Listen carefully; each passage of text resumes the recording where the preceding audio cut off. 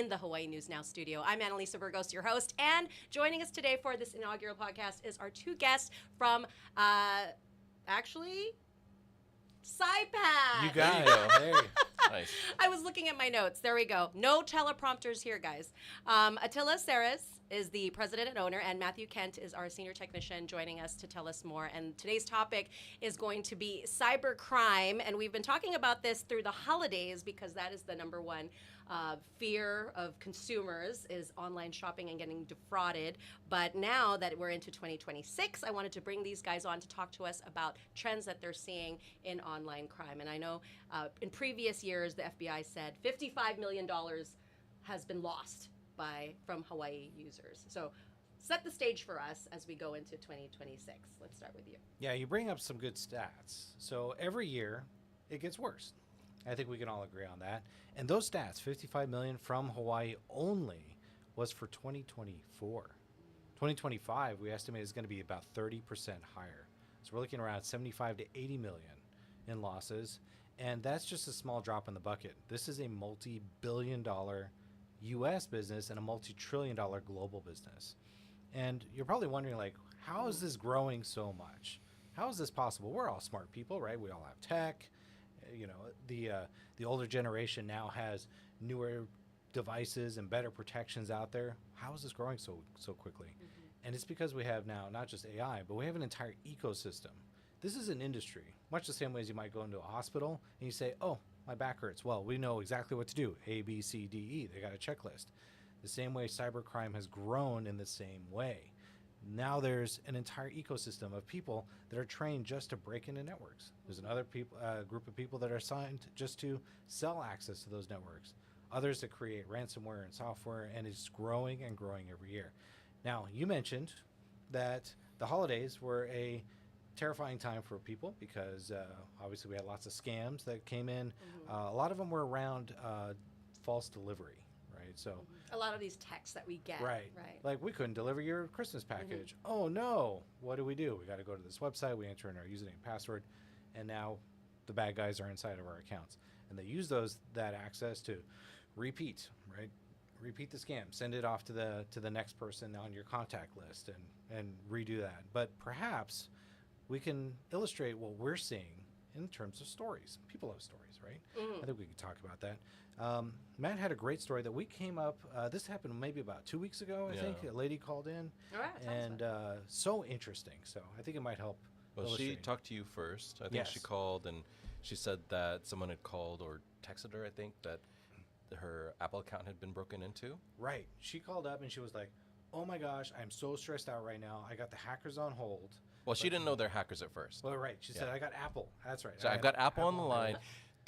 I'm going to cut through the story a little bit. The reason why she knew something was a little weird was because at one point she had to switch to a supervisor, and then she's on the phone waiting for the supervisor, and she hears a toilet flush.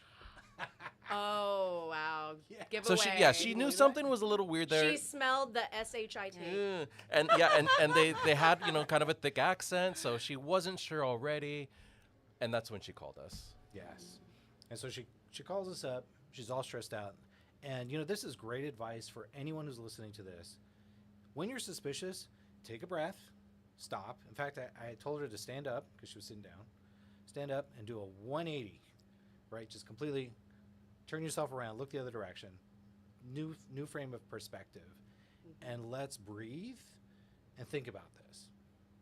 Is this person who's on the phone who's asking you to run out and get crypto and at a Bitcoin ATM that's close to you, does that sound like something that Apple might do? She says, oh, that's a good point. Yeah. It used to be gift cards. But the gift card thing has kind of worn itself out. A lot of people know, and the stores are warning people. Yeah, that, people are actually alerted now to them. I saw an older woman buying a whole stack of gift cards one time, and she was actually doing it for gifts for people. Yeah. But she thanked me for warning her because she knew that was a thing. Yeah. So now the bad guys are starting to switch to crypto ATMs, which Yeah. I didn't actually know was a thing, but you can walk to a local grocery store or a There's corner one mart. a block from our office. Yeah, we just did a story, on that, and I went and talked to a few of these convenience store owners that have these in there because the owners of those ATMs pay for that space, Yep. right? So, and they just think it's free money. But they notice that a lot of the people that go to those ATMs are actually older people. And that's Victims. exactly what's happening. Yeah. No, there's no young people that actually go in and use them, they say. The unfortunate thing is that the crypto ATMs are making money off of the exchanges that are happening, and there has been some lawsuits that have gone out because it's been proven there's a link between the scammers and people that are paying for the exchange of money to these scammers, and it's happening without the users or the people's like understanding what's happening. When they understand what's happening, then of course they will file charges and whatnot. But because they did it willingly in the beginning, they're found liable. The crypto ATM companies are not found liable, and of course they're making a lot of money off of that. So they're not motivated to. There's do no anything incentive about it. to There's change. no incentive. Yeah. Yeah, and I know some lawmakers right now are looking at how to change that so that a lot of our residents here are not victimized in that Yeah. way. But it speaks to something that's happening because this is new, right? We didn't see this just a few years ago. A few years ago, it was still the gift cards. And it speaks to how this industry, what he's talking about, this underground market, this sort of underground black business system, it's constantly evolving. It's constantly changing. So if the crypto ATMs did get fined and they started disappearing from the corner markets, they would find something else. So what it kind of goes back to is the fact that the public needs to be educated. They need to, put on their caution hat, and when something happens, they get a phone call saying that someone has broken into your Apple account, be cautious, But they prey on that sense of urgency and fear, Exactly. right? That's the whole point. And I think, while we may look at it in hindsight or whatever and think, they should know better, how do people get roped into these things, right? You would think it's common sense, but they still become victimized. Well, both of us are human beings, and I'm not. well, all three of us. Okay. Yes. Just us. No, just Okay. just us. And our operating systems are hundreds of thousands of years old.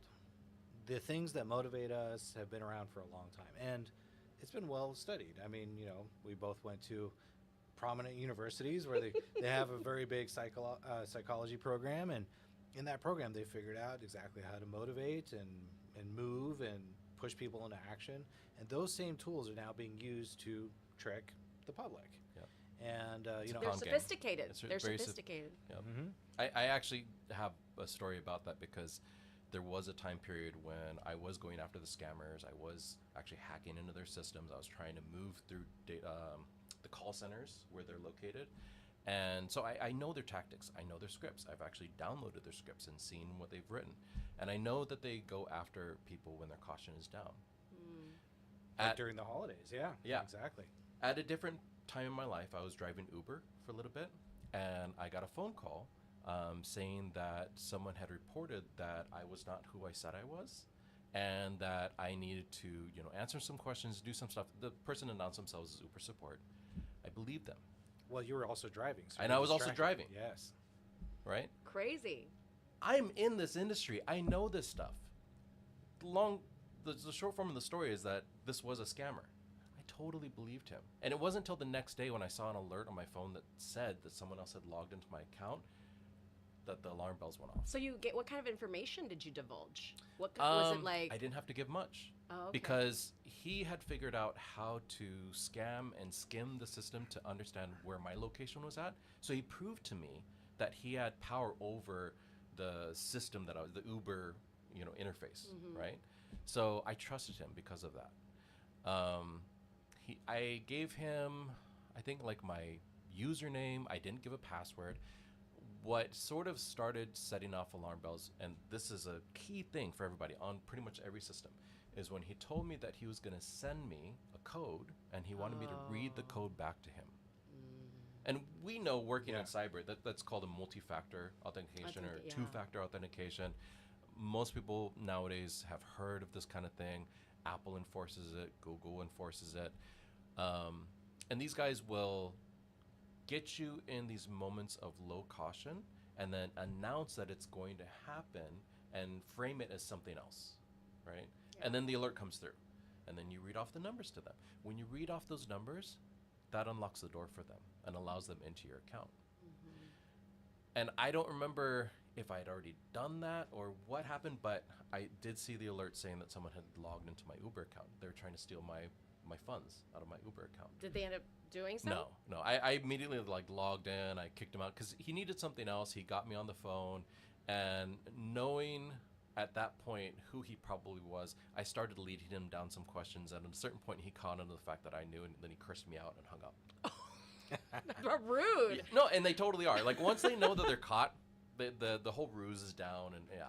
And see, if you are in the cybersecurity space and you do this for a living and you still are victimized, what hope do the rest of us have, you know? Yeah. Like how do we arm ourselves? And that's why you guys are here. Like Yeah. how do we arm ourselves to protect ourselves against these sophisticated tactics? Yeah, I mean, it really comes down to being conscious.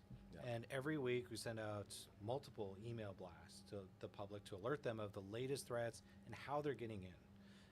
And so that's the whole point behind that, is to be actionable, right? So if you think about some sort of vulnerability out there, like for example, a new email is coming through that's asking for certain information. If you know that that's kind of on your radar, then you're going to say, oh, okay, I recognize that. I'm going to delete that and move on. Also, we have we're on a podcast now, but we have the Cybersecurity podcast. It's Hawaii's #1 cybersecurity podcast. That's part of our community outreach. We want to let people know to be skeptical, to remind them that not everything you hear or see you should trust, especially now with AI. I mean, we haven't even had the AI conversation yet. That's making it a whole lot harder. Well, that's a good segue. Yes. So tell us how it's changing, how these criminals are working, and what we should do. So we've been in cybersecurity a while, and many years ago, it sounds like a long time, but it's only been a couple of years, the Nigerian prince scam was what everyone would I laugh remember about. that, yes. Yeah. And it was some, poor English and bad grammar and this and that. All that is gone.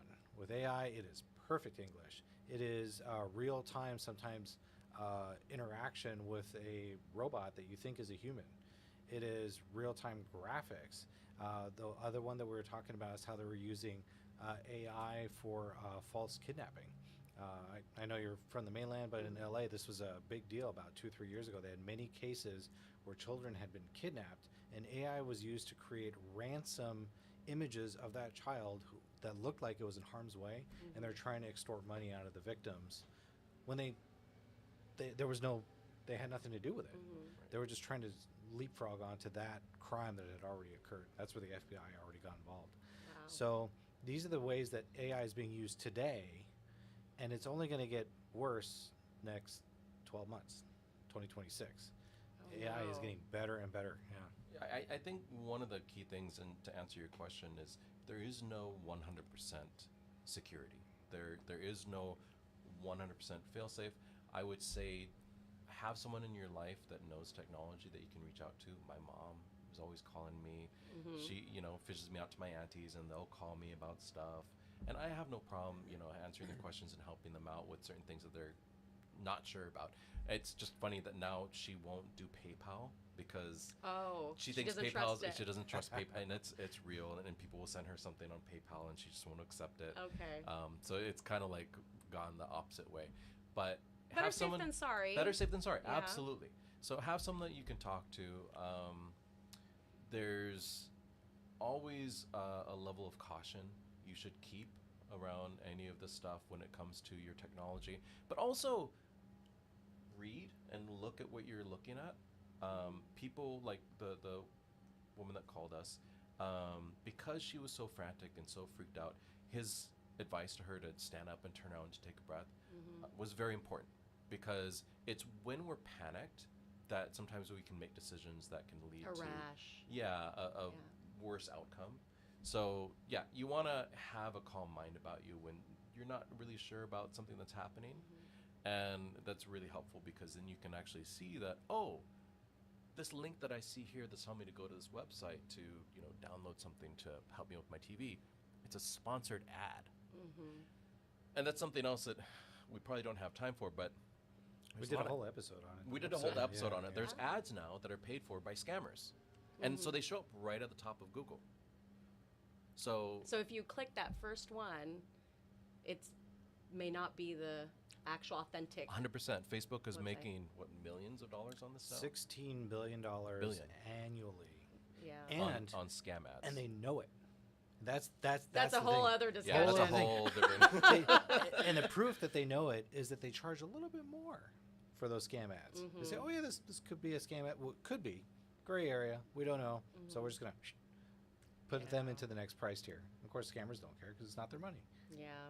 And unfortunately for us, the people that are victimized are people that may not be fully focused, like you said. But these tips that we constantly talk about are, like you said, look at the URL, right? Verify that it looks authentic. Yeah, if the URL is some weird thing that Like says even a dot. yeah, like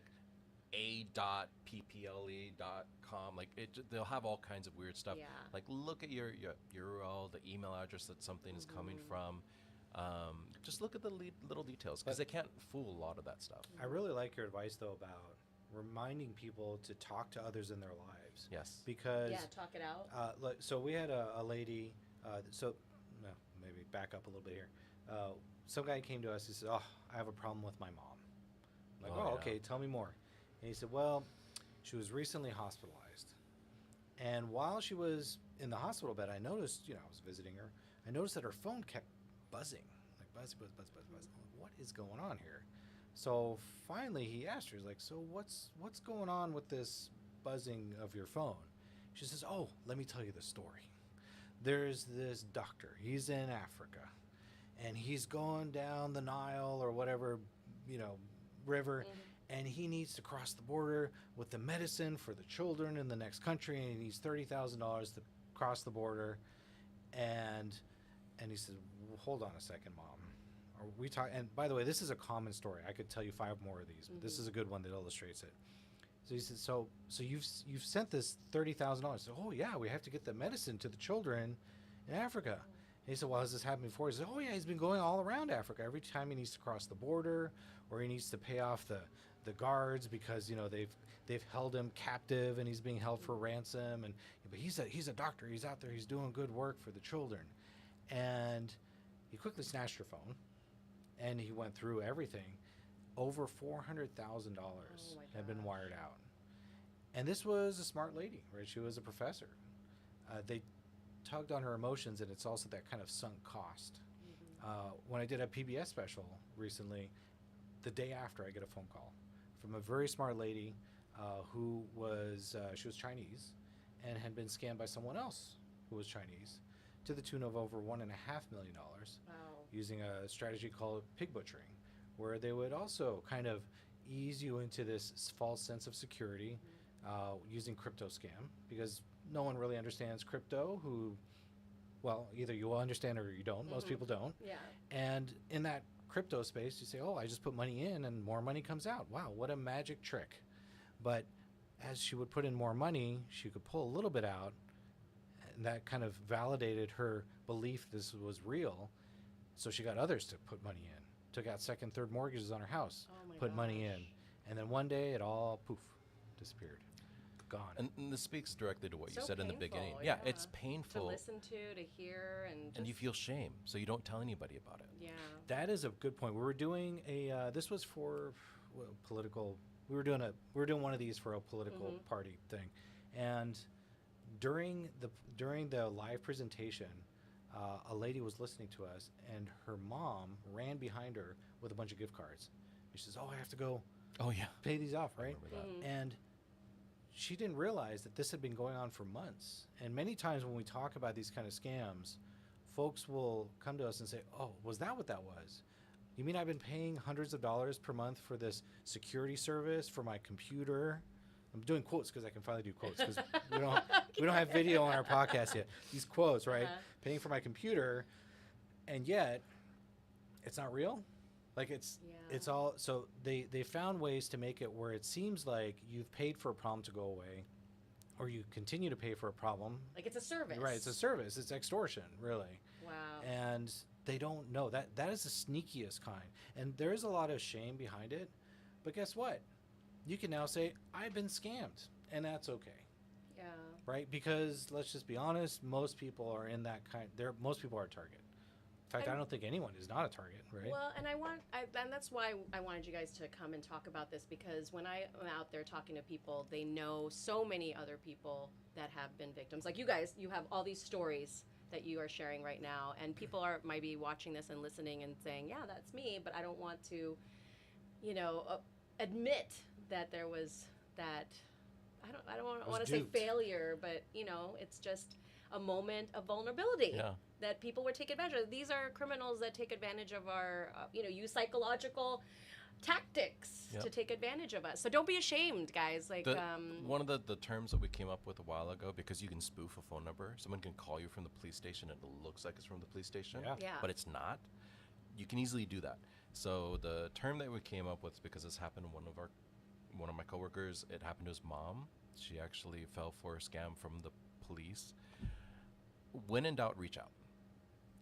Who can they reach out to? So this is a general. Concrete. It's a general concept. So when in doubt, reach out. Meaning, like, so if the police call you and they're telling you to do something, call them back. Hang up and call them back. If you're in doubt, or just even if you're just trying to verify, call them back. If someone calls you from Apple and they're telling you, and it says Apple on your phone, I've actually had one of these. It said it was from Apple, and they told me my account was hacked into. Call them back, because they can't fake that part. But it also goes to the other things that we're talking about. When you're not sure about something, go online and research it. Find multiple sources to verify what you're not sure about. Because generally you'll find the answer. You'll find the truth in it. But it takes a bit of, clarity. Due diligence. You got to have due diligence about this. Like you said, you have to stop and detract from the emotional part and just say, okay, this is you have to be skeptical. Exactly. There has to be some cynicism.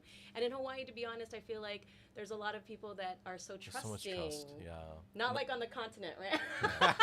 We're so jaded on the continent. But I feel like here people are a lot more trusting, and they feel like that's they're part just, of local it's culture, aloha, for sure. Right? Yeah. I feel, and so we're telling people to be a little bit more cynical and to not, be as trusting.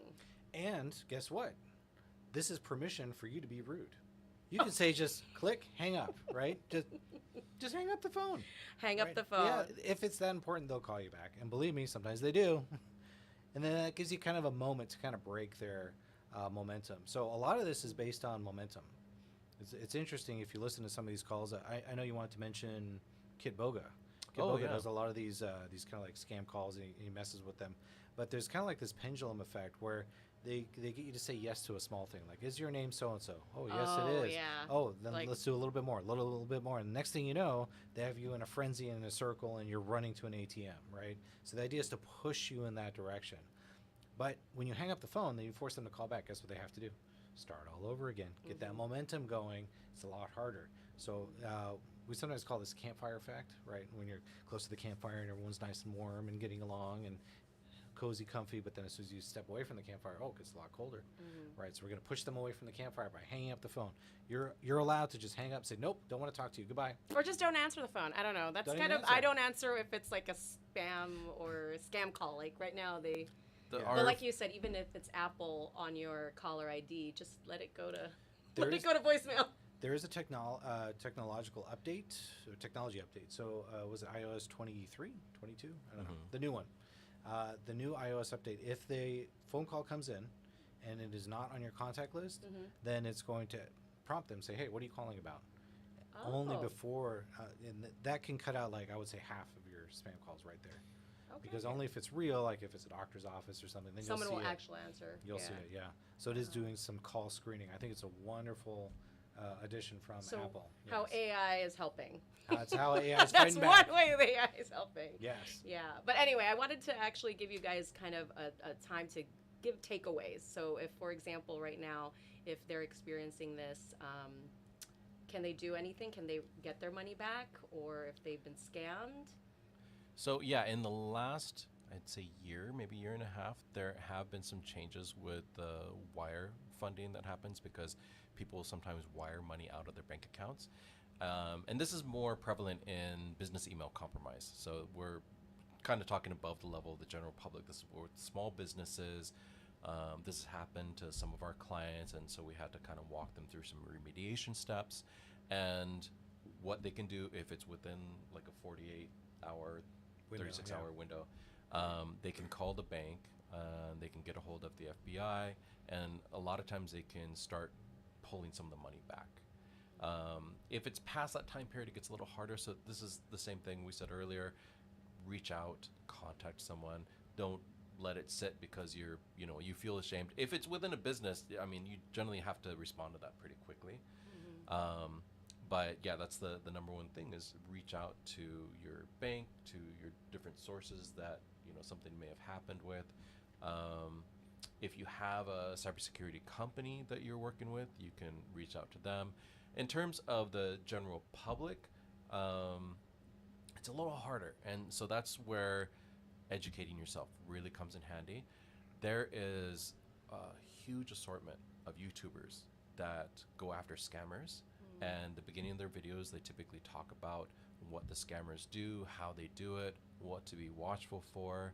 And most of these guys that do this, I was an aspiring scam baiter. I didn't realize that was a job. It Scam is, baiter. yeah. How much do you get paid? I mean, it to just just depends do on how that? entertaining you are. So the guy that we mentioned earlier, Kidboga, he does fake voices. Sometimes he'll wear a wig. He Oh does my all gosh. these characters, going after these scammers, wasting their time, pissing them off, Wow. driving them bonkers. And he's made a life out of it. He's got an entire team behind him now that actually programs platforms to waste scammers' times. It's insane. So you can go onto YouTube and educate yourself, and it's entertaining.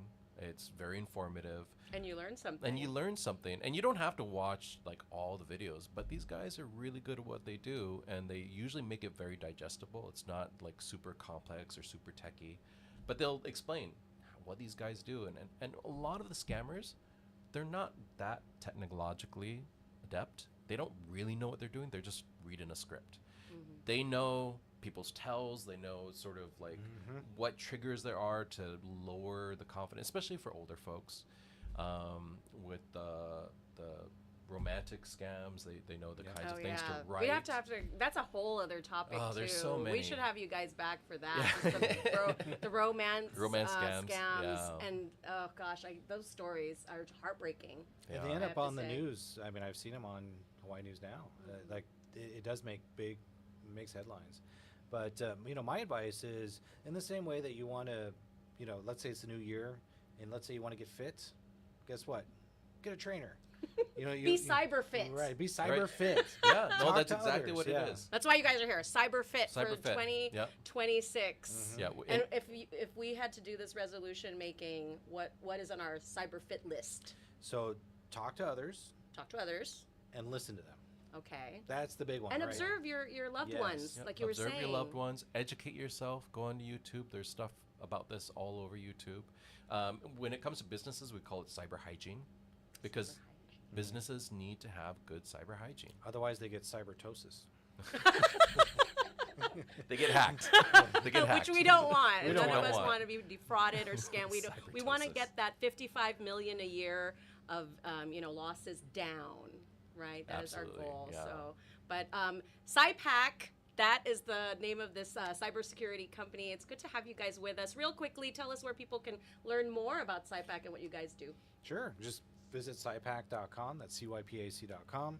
We have links to our podcast on there. It's called the Cybersecurity Podcast. You can sign up for our Deep Watch weekly newsletter where we educate the public about new things that are coming out.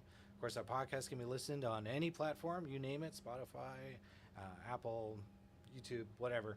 And I guess, look out for us in the news because we do show up on different news stations. We talk about the latest threats and how timely ways in which you can protect yourself. Yeah, very important news and very helpful information. Thank you so much, Matt and Attila, joining us from Thank Cypac today. And again, thanks for joining us on Covering the Cost, the very first podcast. You guys did so well. We'll be right back. Every Wednesday, we're going to have these podcasts. So thanks for joining us. And I'm Annalisa Burgos, Hawaii News Now.